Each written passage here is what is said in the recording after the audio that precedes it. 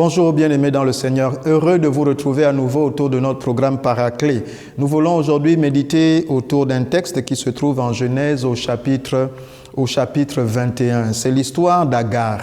L'histoire d'Agar, Agar la servante de Sarah, Sarah l'épouse d'Abraham qui lui donna l'héritier Isaac par lequel Dieu avait fait alliance, le Dieu d'Abraham, d'Isaac et de Jacob. Mais voilà qu'Agar qui était la servante, qui avait d'abord été utilisée par sa maîtresse Sarah, sera ensuite donc expulsée, en fait rejetée, éloignée, pour que Sarah puisse élever Isaac, l'héritier, de façon totalement libre.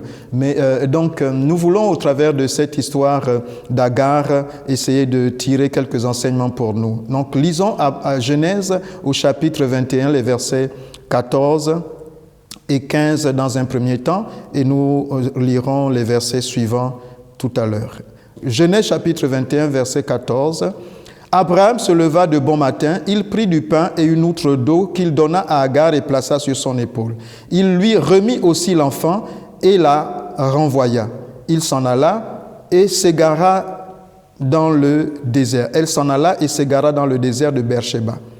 Verset 15. Quand l'eau de l'outre fut épuisée, elle laissa l'enfant sous un des arbrisseaux et elle alla s'asseoir vis-à-vis à une portée d'arc, car elle disait « Je ne veux pas voir mourir mon enfant ». Voici donc, Abraham remet à Agar une outre d'eau et du pain, et la Bible nous dit que lorsque cette outre d'eau et ce pain étaient terminés, Agar était dans le désespoir. Voici déjà que sa vie n'est pas... elle pourrait se poser des questions sur sa vie, alors qu'elle était bien entretenue, elle n'a même pas demandé de pouvoir donner cet enfant à Abraham et à son épouse Sarah. Elle est utilisée par Sarah et Abraham pour leur donner un héritier. Et lorsque Dieu les bénit autrement, voici que Agar est rejetée. Cette femme pouvait se poser la question, finalement, Dieu n'est pas bon pour moi, je n'ai qu'été la servante, j'ai donné un enfant et voilà maintenant, comme ils ont leur enfant à la place, je suis rejetée. Et le pain qu'on me donne ne suffit même pas, voici que je suis dans le désert et je m'apprête à mourir. Nous avons nos vies souvent qui tournent dans une direction que nous n'avons pas prévue et nous nous posons souvent la question de savoir, nous sommes parfois tentés de nous poser la question de savoir, est-ce ce sort que Dieu m'a réservé? Est-ce là la destinée qui était la mienne? J'ai été élevé dans telle ou telle condition, je me suis retrouvé dans telle ou telle relation, je me suis retrouvé dans telle ou telle union, mais voici maintenant que j'ai l'impression que je n'ai plus d'eau, je n'ai plus de pain, je n'ai plus de provision.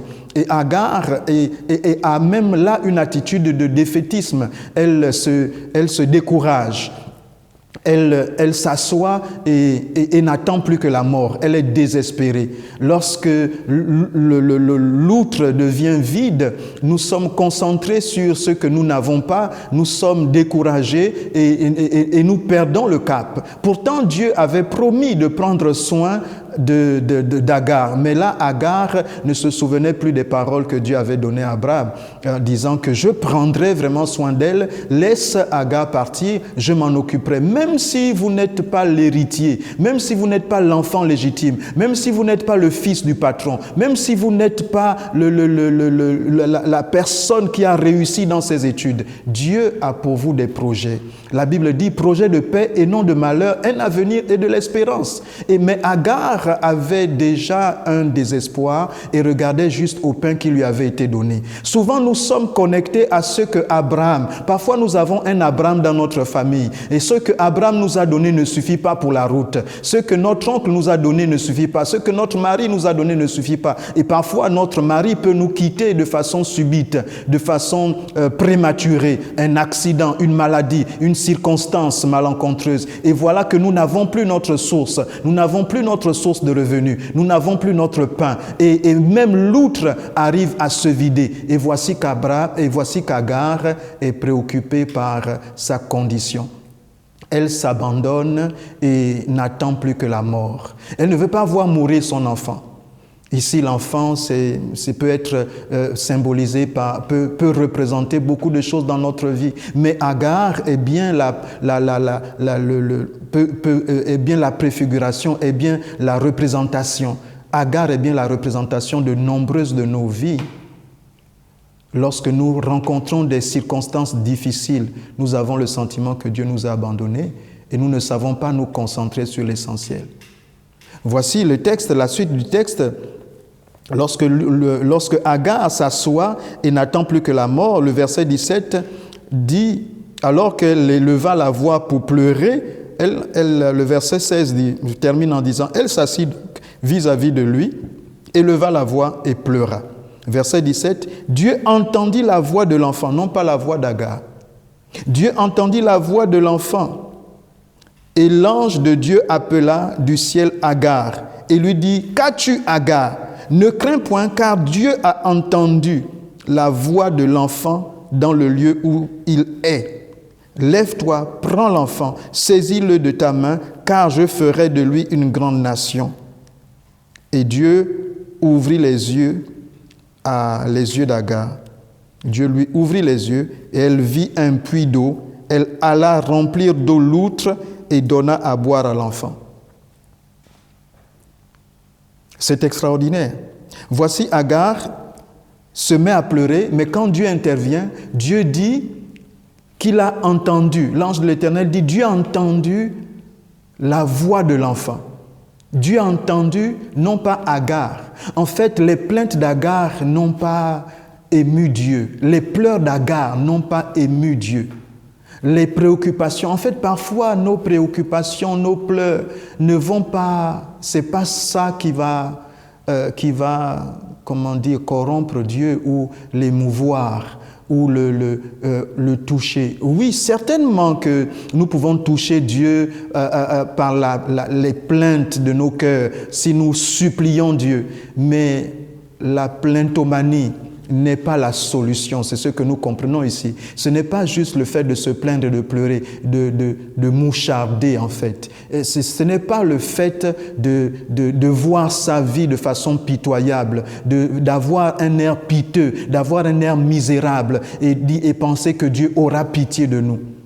Dieu ne se penche pas sur la condition d'Agar parce qu'elle pleure, mais il se penche sur la condition d'Agar à cause des projets que lui a, à cause de la destinée. En fait, la vie d'Agar était déjà inscrite dans le plan de Dieu, mais Agar se comportait comme quelqu'un qui était délaissé, abandonné, parce que des hommes l'avaient abandonné, parce que Abraham ne lui a pas donné suffisamment de provisions, parce que les circonstances ne lui ont pas été favorables. Elle regardait donc sa vie comme une vie piteuse, une vie d'échec, une vie qui ne valait plus la peine d'être vécue, et elle se négligeait, elle considérait qu'elle n'avait plus de raison d'espérer, des raisons de combattre. Mais parce que Dieu avait un plan, une destinée, il s'est révélé à Agar et lui dit, relève-toi, j'ai entendu la voix de l'enfant. L'enfant, c'est ce que Dieu veut faire. Nous avons au-dedans de nous un enfant, des enfants. Dieu au-dedans de nous a déposé des enfants au-dedans de nous, c'est-à-dire des projets qu'il veut que nous réalisions. Dieu a déposé au-dedans de chacun de nous une destinée. Dieu a déposé au-dedans de chacun de nous des buts. Et c'est après ces buts-là que Dieu soupire. Dieu est ému par rapport à la vision, au plan qu'il s'est fixé pour chacun de nous. Mais pas simplement à ce que nous voulons manger pour aujourd'hui. Vous voyez, Agar, étant tellement préoccupée par sa condition, ne pouvait pas voir le puits. Et pourtant, il y avait un puits à côté d'elle. Et la Bible dit, il a fallu que Dieu lui ouvre les yeux pour qu'elle voie le puits. Il a fallu qu'elle puisse à nouveau se reconnecter au Seigneur pour qu'elle voie le puits, qu'elle soit capable de voir le puits, entendre la voix de Dieu. Quand nous sommes dans les problèmes, la solution n'est pas de pleurer. La solution est de chercher la voix de Dieu. Et la voix de Dieu va nous révéler les projets qu'il a pour nous. Les projets qu'il a pour nous sont au-dessus des difficultés que nous rencontrons, les difficultés momentanées, passagères que nous rencontrons. Dieu veut que tu fixes tes regards vers la destinée glorieuse qui s'est préparée pour toi, vers le cap vers l'enfant, le bébé que tu portes. Parfois même le bébé physique, ça peut être aussi l'enfant physique que Dieu te donne. Souvent, c'est une parenthèse. Nous sommes parfois portés à croire que les enfants sont pour nous une misère, sont pour nous un fardeau, sont pour nous une contrainte, sont pour nous un supplice, parce que nous l'avons eu dans un contexte illégal, parce que nous l'avons eu dans un contexte difficile, parce que nous l'avons eu dans un contexte où nous n'étions pas préparés. Alors nous pensons que cet enfant est pour nous plutôt le souffre-douleur, alors que c'est au travers de cet enfant que Dieu va te bénir. Et une petite parenthèse, donc encore dans la parenthèse, pour dire faites attention à vous qui êtes parfois tentés de vous défaire de grossesse que vous n'avez pas voulu. Mais au travers de la grossesse, Dieu a un plan. Il ne regarde pas tes pleurs, il ne regarde pas tes projets, il regarde au projet que lui, il a pour l'enfant qu'il a déposé dans ton ventre. Au travers de cet enfant, il a des projets pour toi. Il faudrait que nous puissions non pas regarder à nos circonstances présentes, mais au projet que Dieu a pour nous. Et lorsque nous nous fourvoyons, c'est parce que nous ne prenons pas le temps de comprendre Dieu, d'essayer de voir, Seigneur, que veux-tu? Quel est ton but? Quels sont tes buts pour ma vie? Notre vie est parfois chaotique parce que nous sommes préoccupés à regarder le pain qui est dans la gibecière. Au-delà du pain qui est dans la gibecière, au-delà du pain ou de l'outre que vous avez qui a diminué, il y a une source d'eau intarissable. Le Christ Jésus, c'est lui qui donne de l'eau afin que jamais personne n'ait soif. Si tu bois de l'eau que Jésus donne, tu n'auras jamais soif. Tu n'auras pas peur de ce que ton grenier est en train de se vider. Tu n'auras pas peur de ce que ton réfrigérateur est en train de se vider. Tu n'auras pas peur de ce que ton compte en banque est au négatif. Mais si tu fais confiance à Dieu, c'est lui qui pourvoira à tous tes besoins et qui te donnera la clairvoyance, la révélation, la compréhension, la sensibilité pour voir et discerner où est la bonne semence. Où est l'eau? Où est la vraie eau? Et où est le vrai pain? Le vrai pain qui vient du ciel. Voici, elle n'avait plus le pain qu'Abraham lui a donné, mais le vrai pain qui vient du ciel, c'est Christ Jésus. Parfois, tu peux manquer de pain d'Abraham. Tu peux manquer de provision, mais ne manque pas du vrai pain qui vient du ciel. Parfois, tu peux manquer de ressources, tu peux manquer d'eau dans ton réfrigérateur, mais ne manque pas de l'eau que Jésus donne. Et c'est mon encouragement d'être connecté. Reste connecté, même si tu as faim. Il y a des yeux. En fait, quand tu as faim, tu n'es plus capable de voir le pain qui vient du ciel. Tu n'es plus connecté pour voir qu'il y a encore de l'eau quand bien même l'outre est vide. Et je t'encourage à avoir une autre attitude dans les difficultés. Fais confiance à Jésus. Fais confiance à Jésus pendant ces moments. Même si tu traverses la vallée de Baca, fais confiance à Jésus. Ce n'est pas ce que tu vis, mais c'est la destinée qu'il a pour toi qui est importante. Fais confiance à Jésus. Crois au Seigneur Jésus et tu verras la gloire de Dieu.